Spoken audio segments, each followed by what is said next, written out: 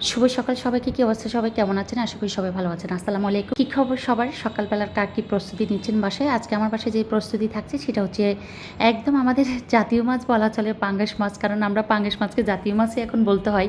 কারণ সব মাছের দাম এতটা বেশি যে সবাই ঢাকা শহর যদি তেলাপিয়া আর পাঙ্গাস মাছ না থাকতো তাহলে যে কতটা কষ্টকর হতো সবার জন্য।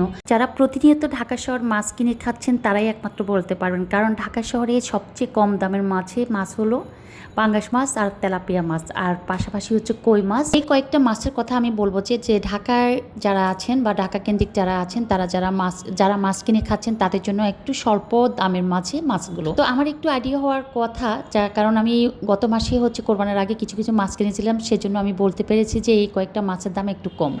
তো একদম মাছ যে কোনো মাছে হচ্ছে আমাদের যেহেতু গ্রামের বাড়ি থেকে মাছ পাঠাই, যারা প্রতিনিয়ত আমার ব্লগগুলো দেখছেন, ব্লগের সাথে আছেন, যারা অনেক বেশি কমেন্টস করেন, যাদের কমেন্টস পড়ে আমার কাছে অনেক বেশি ভালো লাগে। অনেক আপুরা আমাকে ইনবক্সও করেন, আপু এত এত ইলিশ মাছ খাচ্ছেন আর আমরা তো খুঁজে পাচ্ছি না। আসলে এটা আল্লাহর রহমত বা ভাগ্য, সব কিছুই আমি বলবো যে যার ভাগ্যে যেভাবে আল্লাহ রেখেছেন সেভাবে সে এগিয়ে যাচ্ছে। আল্লাহর রহমতে অনেক বেশি ইলিশ মাছ বর্ষার সিজনও থাকে, আবার হচ্ছে বর্ষার সিজন ছাড়াও বাসায় থাকে। তো যে কোনো মাছে মোটামুটি আমরা ভ্যারাইটিস রকমের মাছই আমরা কিন্তু খাচ্ছি বাসায়, যেহেতু আমাদের ফিশিংয়ের ব্যবসা আছে বা সেই জন্য মাঝে মাঝে হচ্ছে সামুদ্রিক মাছগুলো আমার বাসায় সবচেয়ে বেশি দেখা যায় বা আমি সবার সাথে শেয়ার করি। তো যে কোনো মাছ বাসায় আনুক না কেন, যে কোনো মাছ, শুধু ইলিশ মাছটা আমি বলবো যে আমি কখনো লেবু দিয়ে ধুই না।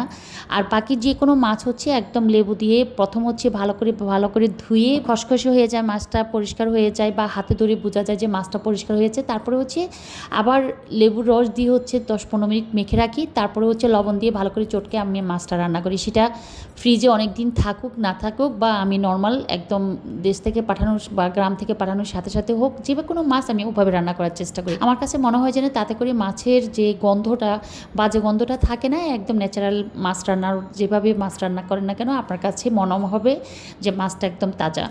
আপনি রান্না করে দেখতে পারেন। আমি যেভাবে শেয়ার করেছি বা যেভাবে বলেছি মাছটা ধোয়ার ব্যাপারে একটু একটু সচেতন থাকলে আপনার মাছ রান্না 100% ভালো হবে।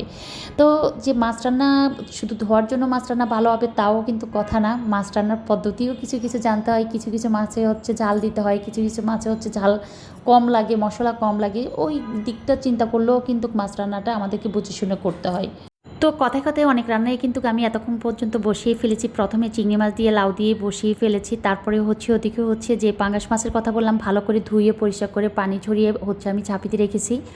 আর যেই লাউটা রান্না করছি, লাউ হচ্ছে প্রতিদিন বাসায় 1-2টা লাউ আনা হয়, কারণ লাউটা আমার বাসায় অনেক বেশি লাইক করে। আছে না যে অনেক সবজি দিয়ে একটা তরকারি রান্না করে, এগুলো আমার বাচ্চারা একটু লাইক করে কম, তো সেজন্য হচ্ছে লাউটাকে আমি প্রতিদিনই একটা লাউ রান্নার করার চেষ্টা করি। মাঝে মাঝে হয়তো 2-1 দিন গ্যাপ যাই। তো মশলাটাকে ভালোভাবে কষিয়ে তারপর হচ্ছে ওই যে এগুলো হচ্ছে নদীর পাঙ্গাস, তো এই পাঙ্গাস মাছগুলো হচ্ছে একটু ভালো, কারণ এই পাঙ্গাস মাছগুলো অতিরিক্ত বড় পাঙ্গাস মাছও ভালো লাগে না, আবার অতিরিক্ত ছোট পাঙ্গাস মাছও কাটা কাটা লাগে রান্না করলে। এই মিডিয়াম সাইজের পাঙ্গাস মাছগুলো হচ্ছে রান্না করলে মোটামুটি খারাপ লাগে না, ভালো লাগে। তো এদিকে রান্নাগুলো বসিয়ে ফেলেছিলাম, পাশাপাশি হচ্ছে চা খাওয়া হয়নি, সকাল থেকে সবাই চা খেয়ে নিচ্ছিল। যে সকালে নাস্তা করার পর লং টাইম হচ্ছে আমি একটু রান্না করে কাজ করছিলাম, তো মাঝে দিয়ে হচ্ছে সবাই চায়ের বিরতির জন্য ওয়েট করছিল যে চা কখন আসবে।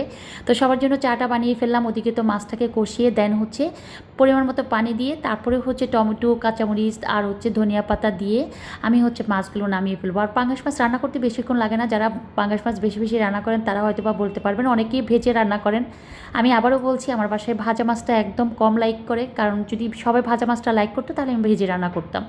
তো এদিকে চা খাচ্ছিলাম আর একটু একটু করে লাউ রান্নাটা দেখছিলাম, একটু টমেটো ইউজ করেছি লাউ রান্নাতে। আর পাশাপাশি হচ্ছে মাছ রান্নাটা কমপ্লিট হলে পাশাপাশি হচ্ছে ভর্তার জন্য একটা আইটেম রেখেছি, সেটা হচ্ছে কাঁঠালের বিচির ভর্তা। আর কাঁঠাল প্রিয় তো সবাই, কাঁঠালের বিচি কিন্তু আমার সবচেয়ে বেশি প্রিয়।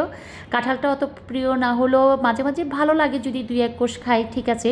দেন হচ্ছে কাঁঠালের বিচিটা আমি অনেক বেশি পছন্দ করি, যেটা রান্না করলে হোক শুটকি মাছ দিয়ে রান্না করি বা হচ্ছে মাংসের সাথে দিই বা হচ্ছে ভর্তা করি।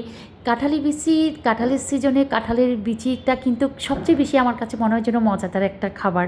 কারণ কাঁঠালের কোষ তো 2-1 কোষ খাওয়ার পর হচ্ছে ভালো লাগে। আর কাঁঠালের বিচিটা ওই তো যার যার আসলে পছন্দের উপর, অনেকে কাঁঠালের বিচি পছন্দ করেন না।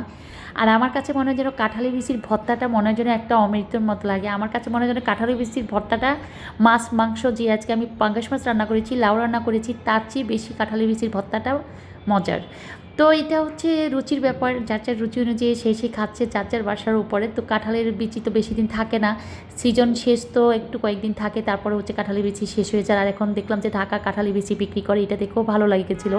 আর আমার হচ্ছে গ্রামের বাড়ি থেকে যত কাঁঠাল এনেছিল প্রত্যেকটা কাঁঠালের বিচি হচ্ছে আমি রেখে দিয়েছি ভর্তা করার জন্য বা রান্না করার জন্য। যেভাবে হোক আমি কাঁঠালি বিচি কেউ খেলেও যেন একটা বিচি যেন এদিক ওদিক না হয়, একটু কেয়ারফুল থাকি কাঁঠালি বিচির ব্যাপারে, খুব ধৈর্য সহকারে কাঁঠালি বিচির যত্ন নিই। আর এদিকে হচ্ছে ভর্তাটা করেই ফেলতেছি। আজকে হচ্ছে জেসমিন ভর্তা করতেছে, ও হচ্ছে ভর্তাটা একদম করতে পারে না, তাই দাঁড়িয়ে থেকে ওকে ভর্তা করানোটা শিখাচ্ছি যে কোনটার পর কী করতে হবে, কিভাবে ভর্তাটা করতে হবে, বা কিভাবে ভর্তাটা করলে ভালো লাগবে বা আমাদের বাসায় সবাই পছন্দ করবে। তো এখানে ভর্তা তো আসলে সিদ্ধ করে আগে আমরা তো হালকা ভেজে তারপরে উপরের ফলেপটা ফেলে দিয়ে দেন হচ্ছে ভর্তা করতাম। আর এখন হচ্ছে একদম শর্টকাট হয়ে গেছে, উপরের ফলেপটা ফেলে দিয়ে সিদ্ধ করে উপরের আলু জাতীয় যে চামড়াটা থাকে ওটা ফেলে দিয়েও একটু পাটায় পিষে আর হচ্ছে পোড়ামরিচ, ধনিয়া পাতা, লবণ, পেঁয়াজ থেতলে দিয়ে ভর্তা বানিয়ে ফেলা যায়। তো ওই তো যে যেভাবে খেতে অভ্যস্ত, যে যেভাবে পছন্দ করে, জাস্ট তাড়াহুড়ো করে গোসল করে সবাইকে খাবারটা টেবিলে দিয়ে দিলাম। শাক রান্না, লাউ রান্না, তারপরে হচ্ছে পাঙ্গাস মাছ রান্না, সাদা ভাত, কাঁঠালি বিচির ভর্তা, একটু খিচুড়ি ছিল গরম করে দিয়েছি, আর হচ্ছে পাতলা ডাল। আপনার ভাইয়ের জন্য আমরা ওয়েট করছিলাম। আমি টেবিলে খাবার দিয়ে কিন্তু সবাইকে ডাকাডাকি করি যাতে সবাই একসাথে বসে খেতে পারি। তো সবাই অনেক বেশি ভালো থাকবেন, আমার জন্য দোয়া করবেন। সবার সুস্থতা কামনা করছি, সবাই অনেক অনেক বেশি ভালো থাকবেন। সবার কমেন্টসের রিপ্লাই দিতে না পারলেও কমেন্টসগুলো পড়ি, তো যারা কমেন্টস করছেন তাদের জন্য আমার তরফ থেকে কৃতজ্ঞতা। আল্লাহ হাফেজ।